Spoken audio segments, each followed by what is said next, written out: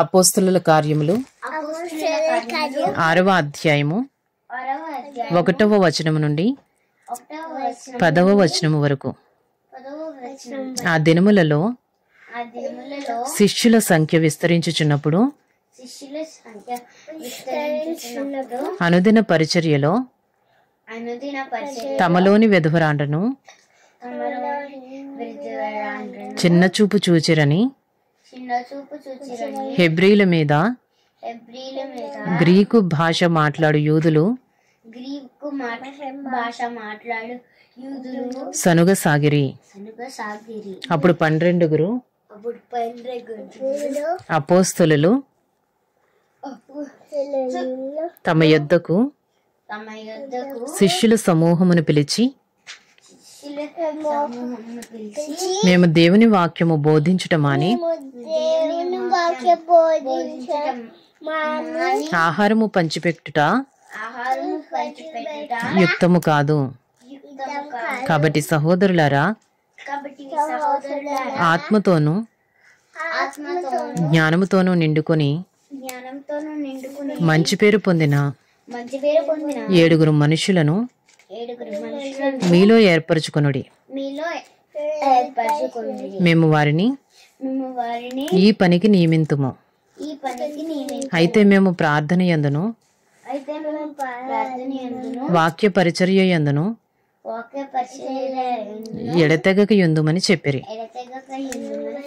ఈ మాట జన సమూహం అంతటికి ఇష్టమైనందున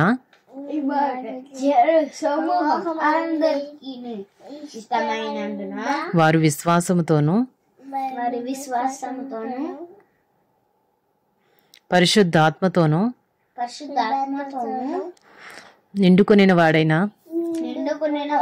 స్తెఫను, ఫిలిప్పు, ప్రొకొరు, నీకానోరు, తీమోను, పర్మెనాసు, యూదుల మత ప్రవిష్టుడును, అంతియొకయ వాడును అగు నీకోలాసు అనువారిని ఏర్పరచుకొని వారిని అపోస్తలుల ఎదుట నిలువబెట్టిరి. వీరు ప్రార్థన చేసి వారి మీద చేతులుంచిరి. దేవుని వాక్యము ప్రబలమై శిష్యుల సంఖ్య యెరూషలేములో బహుగా విస్తరించెను. మరియు యాజకులలో అనేకులు విశ్వాసమునకు లోబడిరి. స్తెఫను కృపతోను బలముతోనూ నిండినవాడై ప్రజల మధ్య మహత్ కార్యములను గొప్ప సూచక క్రియలను చేయుచుండెను. అప్పుడు లిబెర్తీనులదనబడిన సమాజములోను కురేనీల సమాజములోను అలెగ్జాంద్రియుల సమాజములోను కిలికియా నుండి ఆసియా నుండి వచ్చిన వారిలోను కొందరు వచ్చి స్తెఫనుతో తర్కించిరి గాని మాట్లాడుట యందు